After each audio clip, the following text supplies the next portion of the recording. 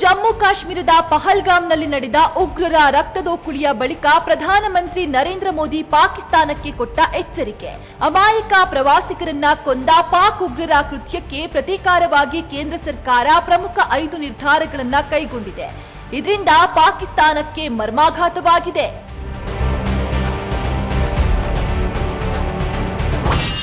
ಒಂದನೇ ನಿರ್ಣಯ, ಸಿಂಧೂ ನದಿ ನೀರು ಒಪ್ಪಂದ ಸ್ಥಗಿತ.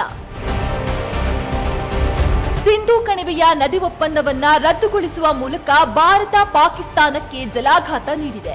1960ರಲ್ಲಿ ಮಾಡಿದ ಸಿಂಧೂ ನದಿ ಒಪ್ಪಂದದಿಂದ ಪಾಕಿಸ್ತಾನಕ್ಕೆ ಝೀಲಂ, ಸಟ್ಲೆಜ್, ಚೆನಾಬ್, ರಾವಿ, ಬಿಯಾಸ್ ಮುಂತಾದ ನದಿಗಳ ನೀರು ಲಭ್ಯವಾಗುತ್ತಿತ್ತು. ಇದರಿಂದ ಪಂಜಾಬ್ ಮತ್ತು ಸಿಂಧ್ ಪ್ರಾಂತ್ಯಗಳು ಸಮೃದ್ಧವಾಗಿತ್ತು. ಆದರೆ ಈಗ ಈ ಒಪ್ಪಂದ ಮುರಿದು ಬಿದ್ದಿದ್ದರಿಂದ ಪಾಕಿಸ್ತಾನದ ಕೃಷಿ ವಲಯಕ್ಕೆ ಭಾರಿ ಪೆಟ್ಟು ಬೀಳಲಿದ್ದು ನೀರಿಗೆ ಹಾಹಾಕಾರ ಉಂಟಾಗಲಿದೆ.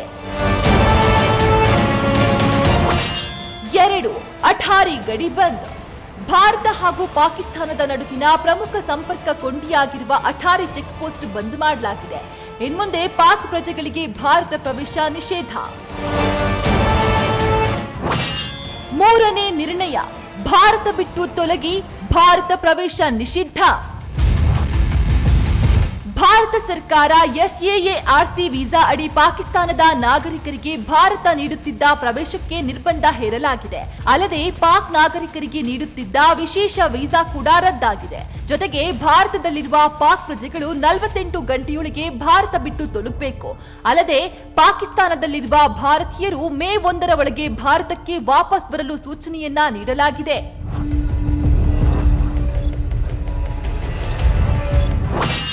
ನಿರ್ಣಯ 4, ಕಠಿಣ ರಾಜತಾಂತ್ರಿಕ ಸಮರ ಘೋಷಣೆ. ಭಾರತದಲ್ಲಿರುವ ಪಾಕ್ ರಾಯಭಾರ ಕಚೇರಿಯ ಸಿಬ್ಬಂದಿ ಸಂಖ್ಯೆ 30ಕ್ಕೆ ಇಳಿಕೆ ಮಾಡಲಾಗಿದೆ. ಭೂಸೇನೆ, ವಾಯುನೌಕಾ ಸೇನೆಗಳಿಗೆ ಹದ್ದಿನ ಕಣ್ಗಾವಲಿಡೋಕೆ ಸೂಚನೆ ನೀಡಲಾಗಿದೆ. ಜೊತೆಗೆ 25 ರಾಜತಾಂತ್ರಿಕರನ್ನ ಉಚ್ಚಾಟನೆ ಮಾಡಲಾಗಿದೆ. ನಿರ್ಣಯ 4, ರಾಯಭಾರ ಕಚೇರಿ ಬಿಡಲು ಸೂಚನೆ. ಪಾಕ್ ರಾಯಭಾರಿ ಕಚೇರಿ ಅಧಿಕಾರಿಗಳಿಗೆ ಭಾರತ ಬಿಡಲು 1 ವಾರದ ಗಡುವು ನೀಡಲಾಗಿದೆ. ಪಾಕ್ನ 3 ಸೇನೆಯ ಅಡ್ವೈಸರ್ಗಳಿಗೆ ಭಾರತ ಬಿಡೋದಕ್ಕೆ ಕಡ್ಡಾಯ ಆದೇಶ ನೀಡಲಾಗಿದ್ದು, ಇಸ್ಲಾಮಾಬಾದ್ನ ಭಾರತೀಯ ಹೈಕಮಿಷನ್ನಲ್ಲಿರುವ ಅಧಿಕಾರಿಗಳು ವಾಪಸ್ ಬರಲು ಸೂಚನೆ ನೀಡಲಾಗಿದೆ. ಜೊತೆಗೆ ಭಾರತದ 3 ಸೇನೆಯ ಅಡ್ವೈಸರ್ಗಳಿಗೆ ಭಾರತಕ್ಕೆ ಮರಳೋಕೆ ಸೂಚನೆ ನೀಡಲಾಗಿದೆ. ನಿರ್ಣಯ 5, ರಾಯಭಾರ ಕಚೇರಿ ಬಿಡಲು ಸೂಚನೆ. ಪಾಕ್ ವಿರುದ್ಧ ಒಗ್ಗಟ್ಟಾಗಿ ಸಮರ ಸಾರುವ ಸಲುವಾಗಿ ಕೇಂದ್ರ ಸರ್ಕಾರ ಸರ್ವಪಕ್ಷ ಸಭೆ ಕರೆದಿದೆ. ಪಾಕಿಸ್ತಾನಕ್ಕೆ ಇನ್ನು ಮುಂದೆ ಸಣ್ಣ ಸಹಾಯವನ್ನು ಕೂಡ ಮಾಡಬಾರದು. ಪಾಕ್ ಪ್ರಜೆಗಳಿಗೆ ಬೆಂಬಲ ನೀಡಬಾರದು. ಭದ್ರತಾ ವ್ಯವಸ್ಥೆಯನ್ನ ಬಲಪಡಿಸಬೇಕು. ಸೈನ್ಯ ಬಲವನ್ನ ಹೆಚ್ಚಿಸುವ ಬಗ್ಗೆ ಚರ್ಚೆ ನಡೆದಿದೆ. ಒಟ್ಟಾರೆ ಪಾಕಿಸ್ತಾನವನ್ನ ಸದೆಬಡಿಯಲು ನಿಂತಿರುವ ಭಾರತ ಪಾಕಿಸ್ತಾನ ಸರ್ಕಾರದ ಅಧಿಕೃತ ಎಕ್ಸ್ ಅಕೌಂಟ್ನ ಬ್ಯಾನ್ ಮಾಡಿದೆ.